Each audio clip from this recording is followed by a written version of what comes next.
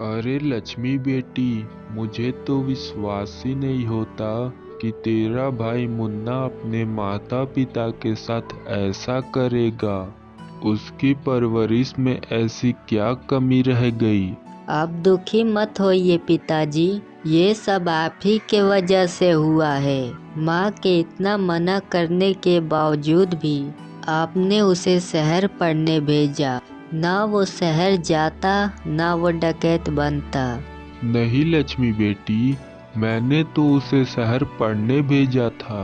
मैंने सोचा कि वह पढ़ लिख कर एक बड़ा अफसर बनेगा, लेकिन वह लोगों के घरों में डाके डालने लगा। और यह खबर सुनते ही तेरी माँ मुझे इस दुनिया में अकेले छोड़ गई। अच्छा, जो होना था वो हो गया, लेकिन अब घर में अनाज का एक दाना भी नहीं है। ये बात आप अच्छे से जानते हो।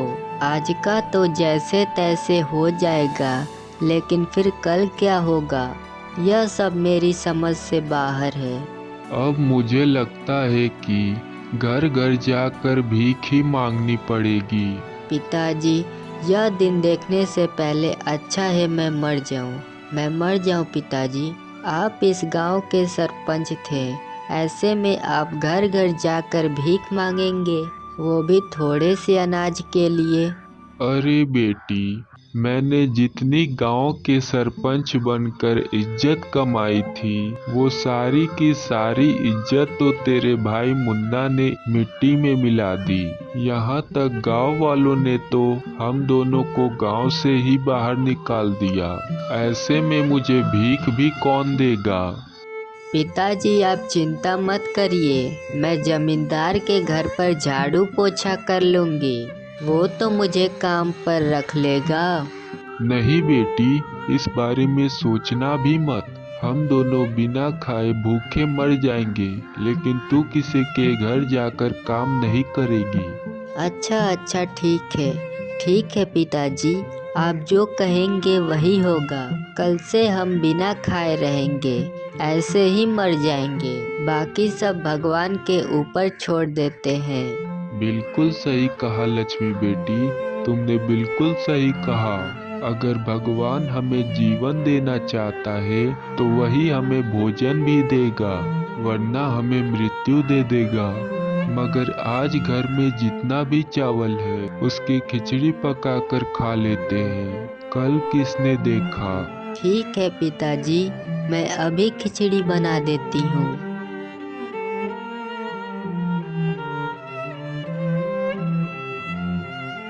पता नहीं मैंने ऐसा क्या पाप किया जो मुझे ऐसा बेटा मिला। इस उम्र में मैं कहाँ जाऊंगा? लगता है कि यही मेरे भाग में लिखा है। पिताजी, गरम गरम खिचड़ी खाएंगे तो आपकी सर्दी भी ठीक हो जाएगी। अरे नहीं नहीं बेटा, वो सब ठीक है, लेकिन आज मैं और तुम साथ ही खाएंगे।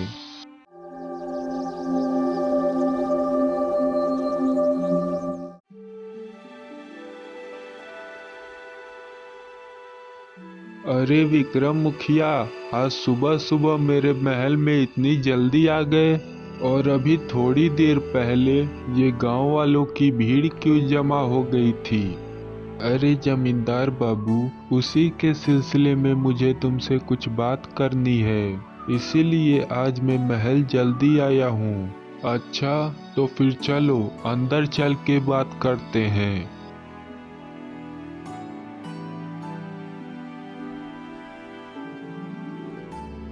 अरे विक्रम मुखिया, ऐसी क्या बात है जो तुम मुझसे कहने महल में इतनी जल्दी आए हो?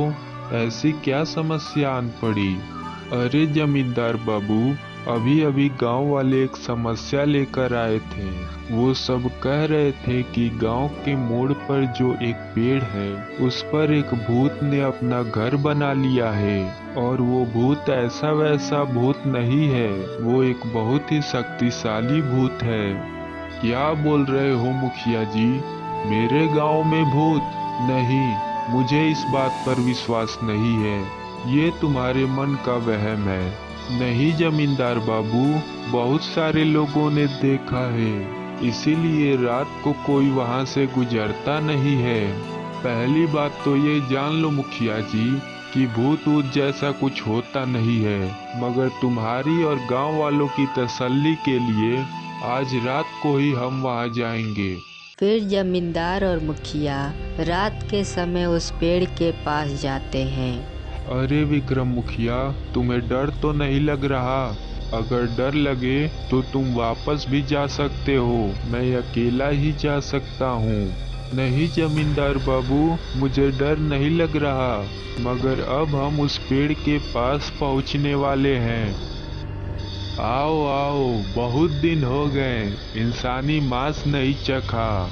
अचानक से वहां भूत की आवाज सुनाई देती है। यह सुनते ही वो दोनों वहां से भाग जाते हैं। अरे बाप रे बाप, कल हम दोनों बाल बाल बचे। मैंने ये कभी नहीं सोचा था कि मेरे गांव में भूत भी डेरा जमाएंगे। विक्रम मुखिया जी, हमें उस भूत का जल्द से जल्द कुछ न कुछ तो करना ही होगा, वरना यह भूत तो गांव वालों को हानि पहुंचा सकता है।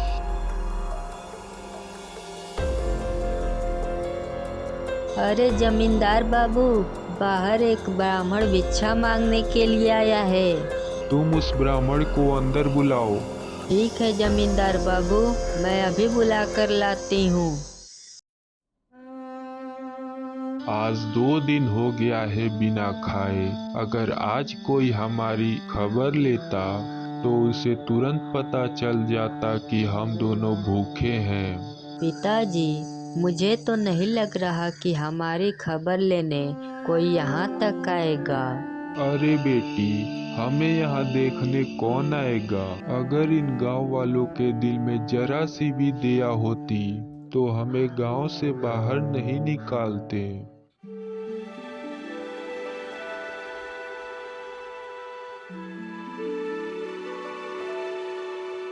अरे ब्राह्मण, तुम्हारे जैसा पंडित होने के बाद भी हमारे गांव में भूतों ने डेरा जमा रखा है।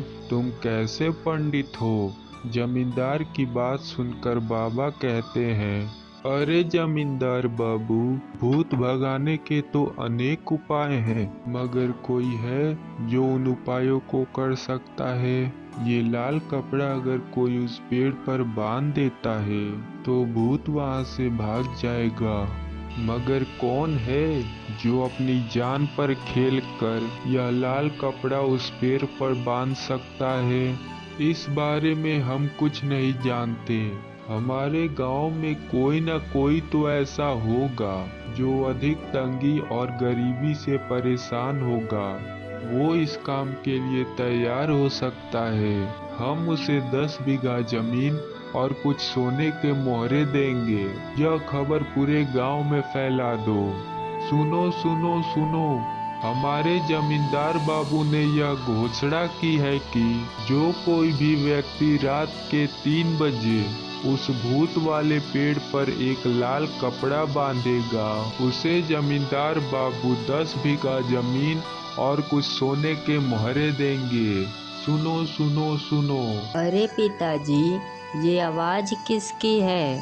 कौन इतने जोर से चिल्ला रहा है और आप कहाँ चल पड़े? अरे बेटी, तुमने सुना नहीं क्या? पेड़ पर एक लाल कपड़ा बांधने पर 10 बीघा जमीन और कुछ सोने के मोहरे मिलेंगे।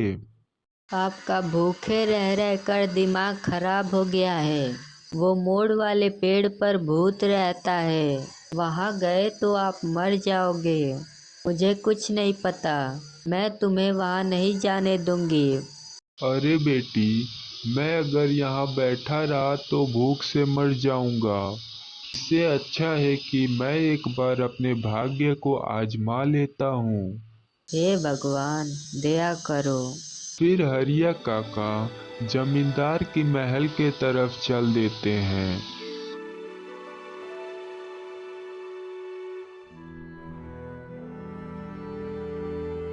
जमींदार, मैं उस पेड़ पर लाल कपड़ा बांधने के लिए तैयार हूँ। ये लो कपड़ा, मगर संभाल कर बांधना। अगर जिंदा बचे तो 10 बीघा जमीन और सोने के मोहरे तुम्हारा इंतजार करेंगी।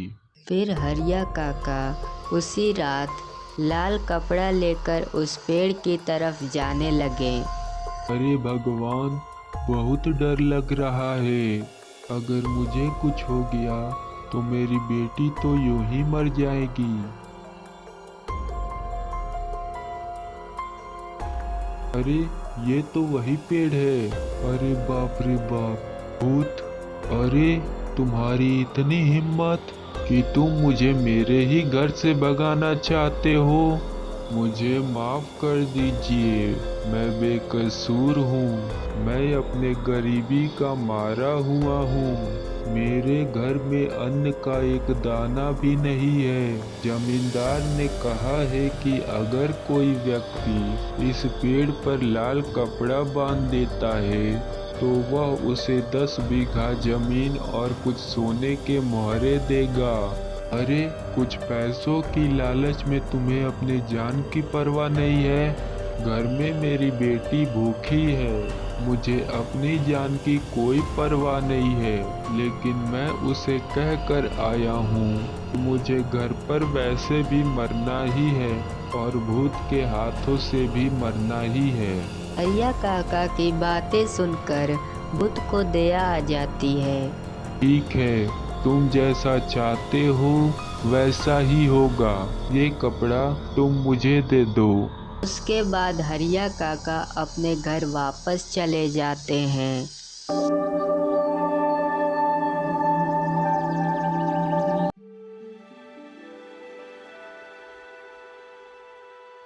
अरे जो पूरे गांव में कोई नहीं कर पाया वो एक बूढ़े काका ने कर दिखाया। तुम उन्हें अभी मेरे महल में बुलाओ। फिर हरिया काका को जमींदार ने अपने महल पर बुलाया।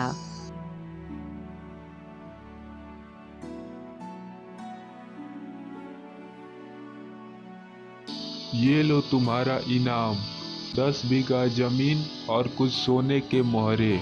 हमने 10 बीघा जमीन तुम्हारे नाम कर दी है। अब तुम जाकर उस पर खेती कर सकते हो। आपका बहुत बहुत धन्यवाद जमींदार। हरिया काका खुशी खुशी अपने घर जाते हैं।